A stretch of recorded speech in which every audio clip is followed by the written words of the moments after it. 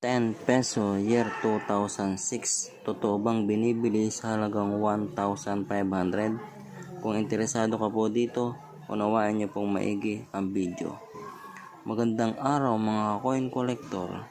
Marami sa atin ang nagsesend o nagbibigay ng gantong year 2006 na 10 peso sa atin. Araw-araw marami pong nagsesend sa atin ng ganitong klaseng barya. Ngunit sa totoo lamang po, ang year 2006 na hinahanap ko ay yung error coin, mga coin collector. Ito pong taon na to, kung ito po ay hindi error coin, ito po ay common coin lamang. Ang year 2006 po na binibili ay yung 5 peso BSP series. At pwede nga pong bilhin yan sa halagang 1,500 mga coin collector. Ganyan pong litrato sa ibaba po mga coin collector na 5 peso year 2006. Pero ito pong year 2006 na 10 peso BSP ay bali common coin pa lamang po ito.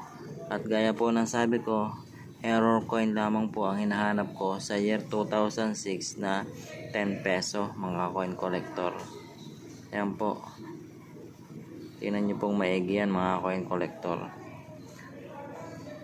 At kung makakita po kayo ng year 2006 na 5 peso, mag-message lamang po kayo sa ating FB page, Coin Collector. Bibilin ko po yan sa tamang presyo.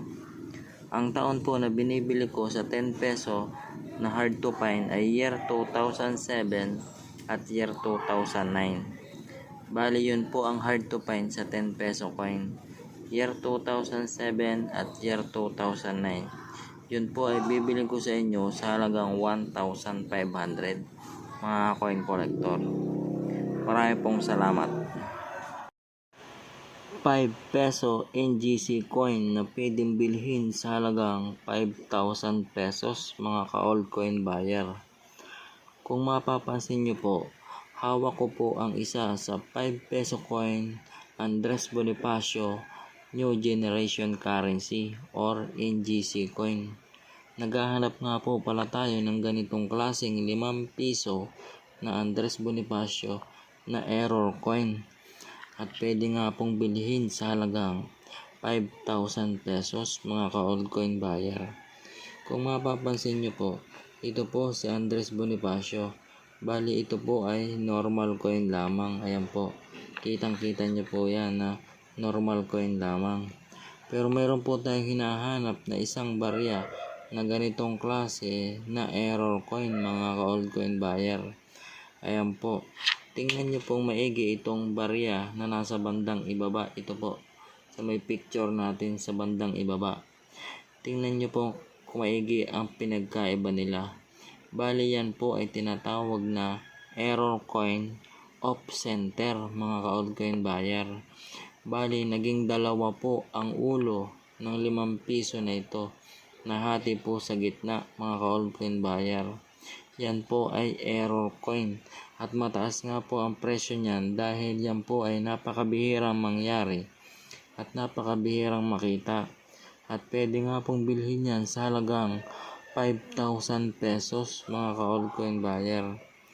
Napakaswerte nyo kung makakita kayo ng ganyang klaseng error coin sapagkat yan po ay may mataas na value.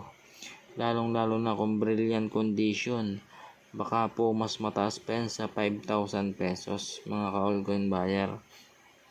Kung makakita po kayo ng ganyang klaseng barya, huwag po kayo mahihiyang mag-message dito sa ating FB page, Old Coin Buyer, at bibiling ko po sa inyo ang inyong hawak na error coin sa halagang 5,000 pesos o higit pa.